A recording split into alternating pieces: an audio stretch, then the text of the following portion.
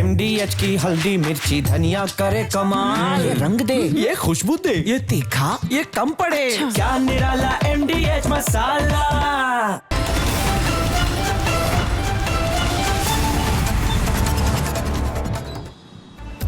नमस्कार, रिपब्लिक भारत आप देख रहे हैं। मैं आपके साथ सागर मिश्रा। पूछता है भारत ग्राउंड जीरो से मैं आप सभी का बहुत बहुत स्वागत है।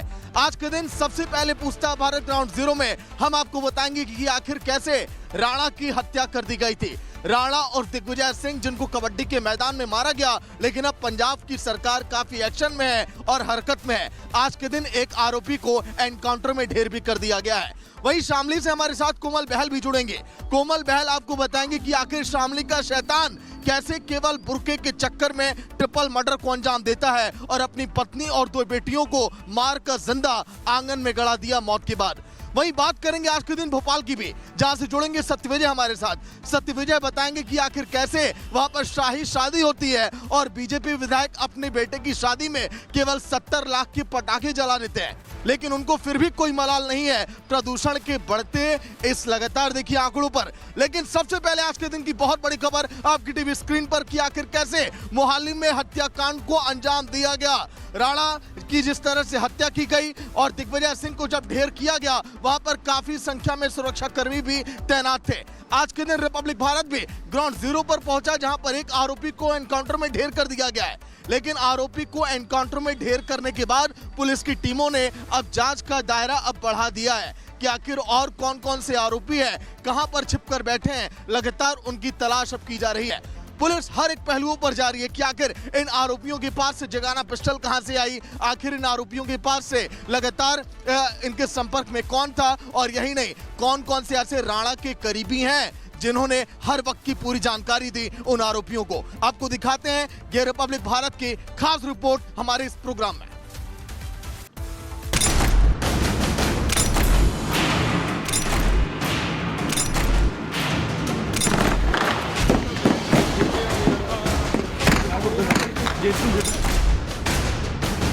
कबड्डी खिलाड़ी राणा बलाचोरिया की हत्या से बम्बीहा और लॉरेंस गैंग आमने सामने आ गए हैं। बम्बीहा गैंग ने इस हत्याकांड को सिद्धू मूसेवाला की हत्या का बदला बताकर लॉरेंस गैंग को सीधी चुनौती दे डाली है, जिससे इन दोनों गैंग्स के बीच किसी भी वक्त गैंग वॉर छिड़ सकता है। पंजाब की धरती पर एक बार फिर से खून खराबा बढ़ सकता है।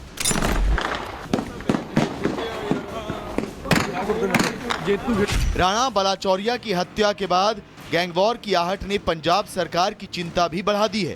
पंजाब के विपक्षी दल भी कानून व्यवस्था को लेकर मान सरकार को कटघरे में खड़ा कर रहे हैं। इस बीच पंजाब AGTS और मोहाली पुलिस ने कबड्डी खिलाड़ी की हत्या में शामिल एक आरोपी को मुठभेड़ में मार गिराया। मोहाली के लालडू इलाके में अंबाला हाईवे पर शूटर हरपिंदर सिंह की पुलिस ने घेरेबंदी कर ली। इस दौरान हरविंदर पुलिस पर फायरिंग करते हुए पास के एक मकान में छिप गया, जिसके बाद मौके पर दोनों तरफ से गोलीबारी शुरू हो गई। काफी देर तक चली मुठभेड़ के बाद पुलिस ने हरविंदर को मार गिराया। इस मुठभेड़ में पुलिस के 2 जवान भी घायल हो गए। स्पेसिफिक इनपुट थी, वो इनपुट पे यहाँ पे रेड की गई। अभी हम इन्वेस्टिगेशन कर रहे हैं। दौरान रेड उन्होंने जो पुलिस पे फायरिंग की, रिटेलिएशन में सेल्फ डिफेंस में हमने की, उसमें वो इंजर्ड हुआ। देन ही अभी पता लगा इस कम्स टू हिज इंजरीज, तो हमारे भी मुलाजिम इंजर्ड हैं, वो सीरियस है। सर, क्या कुछ और आरोपियों की जानकारी भी मिल रही है कि कहां पर हो सकते हैं? जो सारा मॉड्यूल क्लियर हो गया, 2 अरेस्ट हो गए हैं, एक ये न्यूट्रलाइज हो गया, तो आगे सारा क्लियर हो जाएगा। पंजाब पुलिस की मुठभेड़ में मारे गए हरविंदर ने शूटरों को ग्राउंड सपोर्ट मुहैया कराया था।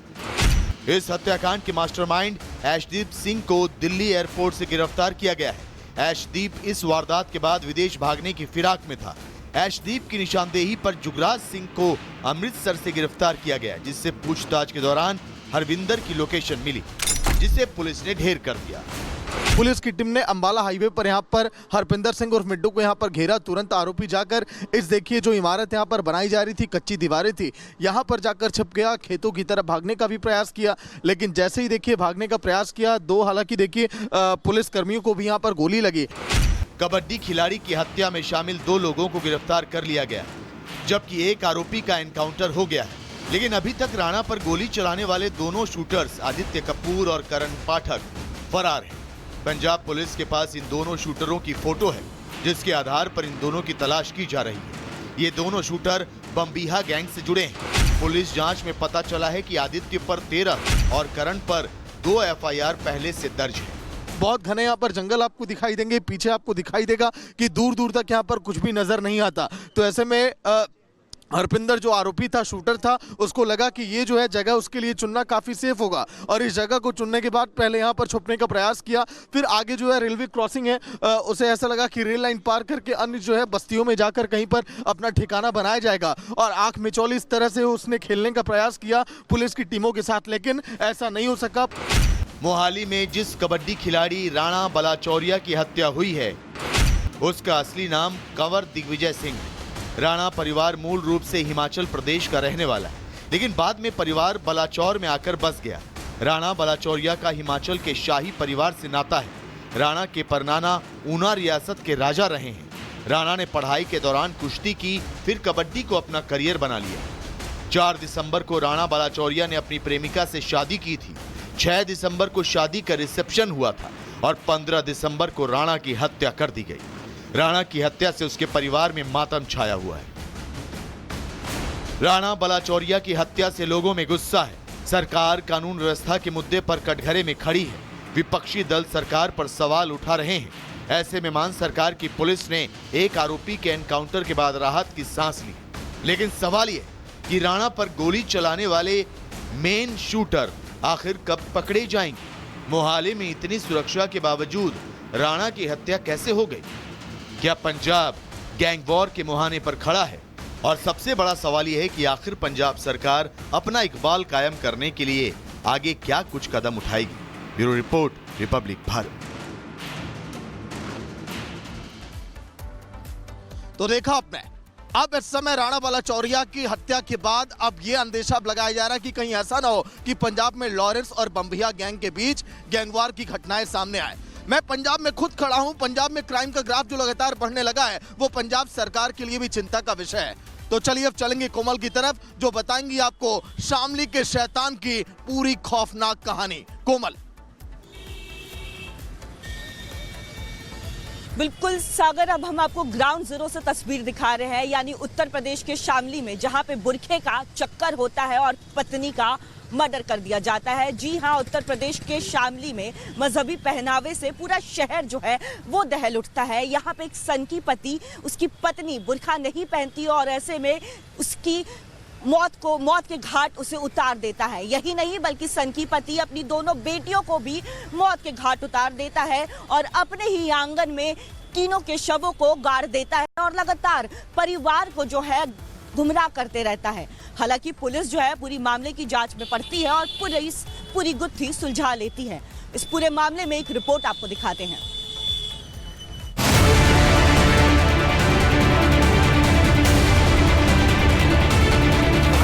क्या मजहब कट्टरता सिखाता है?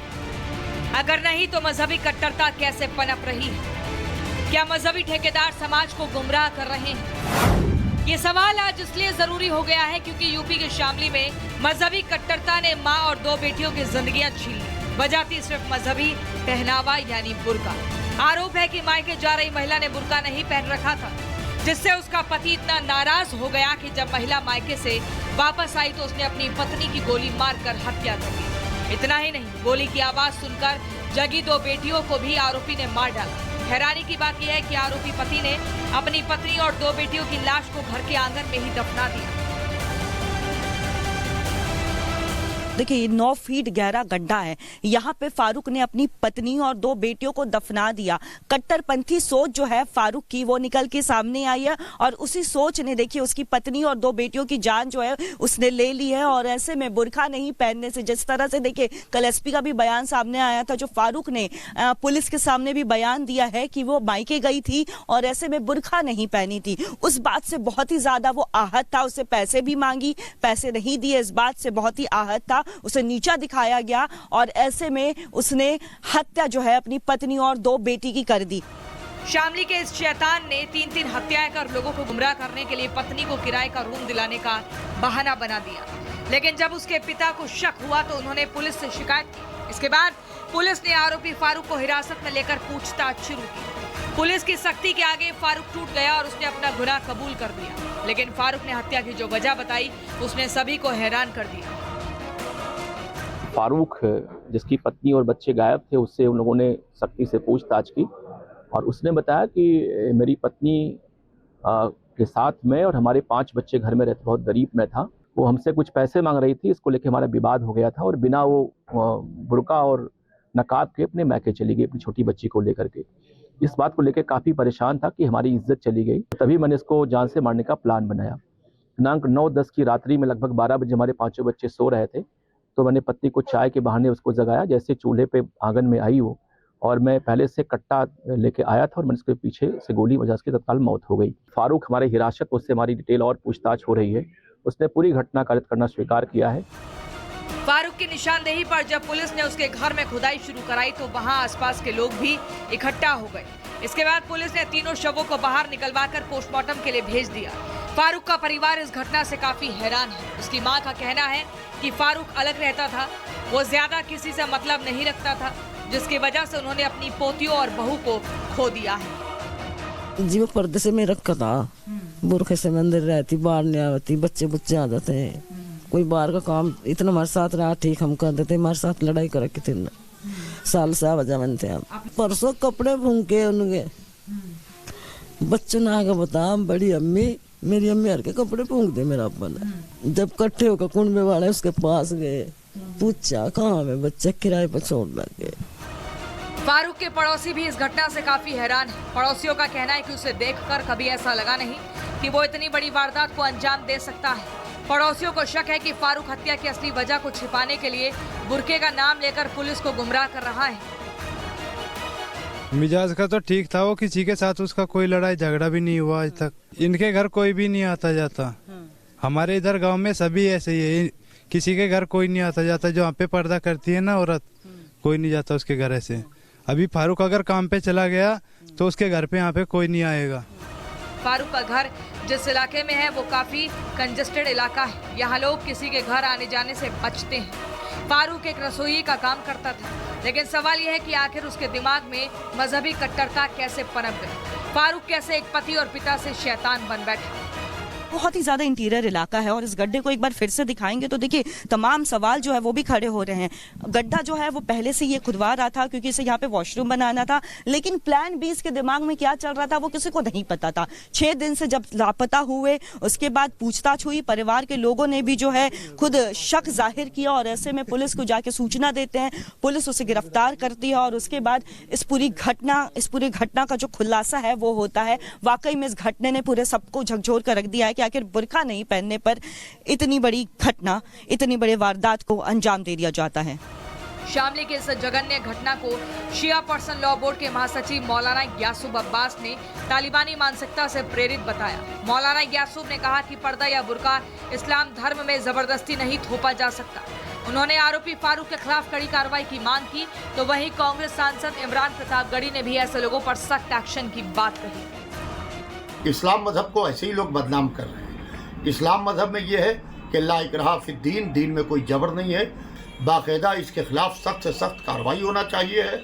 ऐसे शख्स को बाकायदा फांसी के तख्ते तक के जाना चाहिए है जो अपनी बीवी को, जो किसी की माँ है, किसी की बेटी है, उसको कत्ल कर दिया, फिर अपनी औलाद को, अपनी बच्चियों को कत्ल कर दिया। जाहिल है वो आदमी, जाहिल है, उसे पता नहीं है कि बीवी के क्या हुकूक होते हैं। वो जाहिल जानवर है।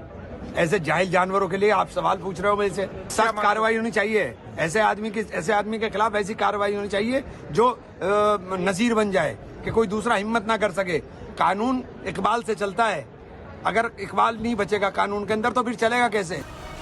आज दुनिया 21वीं सदी में पहुंच गई है। महिलाएं हर क्षेत्र में पुरुषों से कंधे से कंधा मिलाकर अपनी भागीदारी निभा रही हैं, लेकिन इस्लाम धर्म में अभी महिलाओं पर मजहबी रीति रिवाज और पहनावे थोपे जा रहे हैं। कट्टरपंथी सोच मुस्लिम महिलाओं के पैरों में मजहबी बेड़ियां डालकर उन्हें समाज से पीछे खींच रही है। ऐसे में सवाल ये है कि आखिर इसका जिम्मेदार कौन है? क्या कुछ इस्लाम के ठेकेदार अपनी दुकान के लिए मजहबी कट्टरपंथ को बढ़ावा दे रहे हैं, जिसकी शिकार शामली जैसे शहरों की मुस्लिम बेटियां हो रही हैं?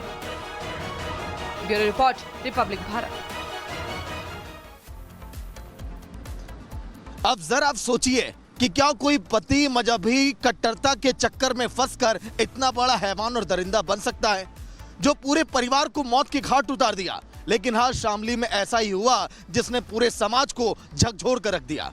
तो चलिए अब चलेंगे भोपाल और वहां की तस्वीरें आपको सत्यविजय दिखाएंगे कि आखिर कैसे विधायक की बेटे की शाही शादी में 70 लाख के पटाखे फोड़ दिए गए। सत्यविजय।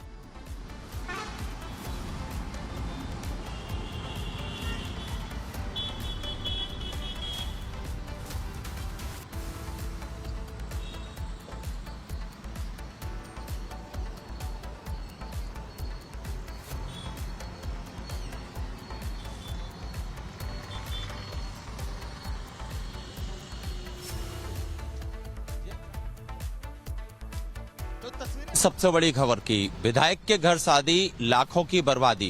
दरअसल मामला इंदौर का है, जहां पर एक तरफ जहां दिल्ली में प्रदूषण का मामला काफी गर्मी से उठा हुआ है, लोगों को सांस लेने में दिक्कत है, वहीं इंदौर के एक विधायक ने सिर्फ अपनी बेटे की शादी में 70 लाख के पटाखे फोड़ दिए। उसने ये भी नहीं सोचा कि इससे लोगों को कितनी दिक्कत होगी। जब उनसे सवाल किए तो उल्टे जवाब दिए। देखिए हमारी ये खास रिपोर्ट।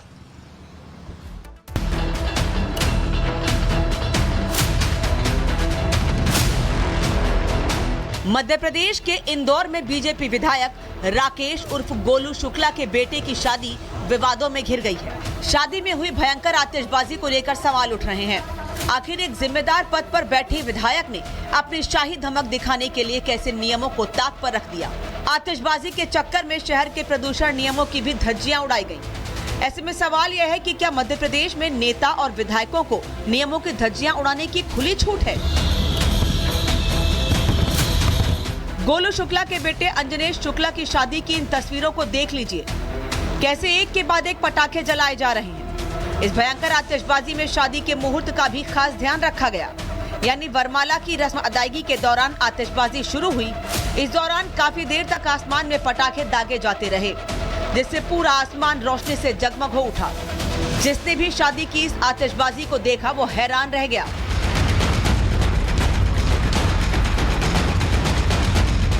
70 लाख का आप बता रहे हैं, मुझे तो लग रहा है कि पता नहीं कितनी आतिशबाजी वहां हुई होगी और कितना प्रदूषण हुआ होगा। AQI की हम बात करते हैं, वो कहीं भी नहीं है। उसके बाद इनके पुत्र ने खजराना मंदिर में, जहां एक श्रद्धा की, आस्था की बात हम करते हैं, जहां जाने से लोग डरते हैं गणेश जी के पास, वहां पर अपना एक कहते हैं वरमाला टाइप से कर रहे हैं। लेकिन किस तरीके से धज्जियां उड़ा रहे हैं, पूरे तरीके से विधायक पुत्र होने का और विधायक होने का, खूब आतिशबाजी कर रहे हैं। इनके यहाँ ईडी नहीं जाती है। इंदौर की इस शाही शादी की चर्चा पूरे शहर में हो रही है। जानकारी के मुताबिक शादी में करीब 70 लाख के पटाखे जलाए गए। इसके अलावा भी शादी में भारी भरकम रकम खर्चा की गई, जबकि विधायक गोलू शुक्ला की कुल संपत्ति 61 करोड़ 50 लाख के आसपास है। शादी में सीएम मोहन यादव भी शामिल हुए। इसके बावजूद प्रदूषण नियमों की अनदेखी हुई, जिसे लेकर सवाल खड़े हो रहे हैं। राकेश शुक्ला के बेटे की शादी में जितने के पटाखे जलाए गए, कई रईसों की शादी का पूरा बजट भी उतना नहीं होता। रिपब्लिक भारत की टीम ने विधायक राकेश शुक्ला से शादी की फिजूल खर्ची पर सवाल पूछा तो उन्होंने उल्टा ही जवाब दिया। शादी करना कोई गुनाह है क्या? शादी करी है, अच्छे से शादी करी है। बारात लड़की वालों के वहाँ गई, लड़की वालों ने अच्छा से स्वागत करा, सब कुछ अच्छे से हुआ, तो फिर क्या दिक्कत है? बारात लेके हम गए थे, हम तो वहाँ क्या। अब जरा सोचिए, जहां पर पूरे देश भर में लोग इस समय दम घोटू हवा और सांस लेने के लिए मजबूर हैं, क्या वहां पर 70 लाख के पटाखे जलाना जायज है? बहुत बहुत शुक्रिया सत्यविजय आपका, कोमल आपका, पूरी जानकारी के लिए। पूछता है भारत ग्राउंड जीरो से आपको दिखाने का हमारा मकसद एक है, ताकि आप खबरों को जमीन से आप देख पाएं और करीब से आप जान पाएं कि आखिर उस खबर की असल सच्चाई क्या है। कल फिर होगी मुलाकात। नमस्कार।